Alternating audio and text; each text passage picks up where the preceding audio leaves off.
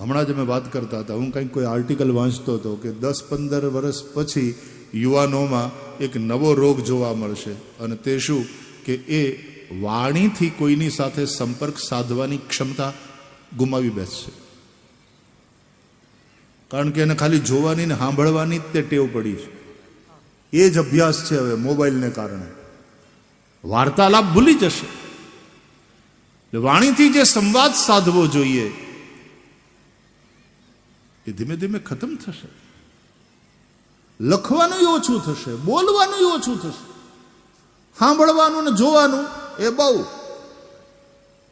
પણ ટેકનોલોજીને લઈને, ઇલેક્ટ્રોનિક ગેજેટ્સને લઈને, એટલે એને કારણે તમારું જીવન બહુ આ ટેકનોલોજી તમારા જીવનને બહુ પ્રભાવિત કરે છે.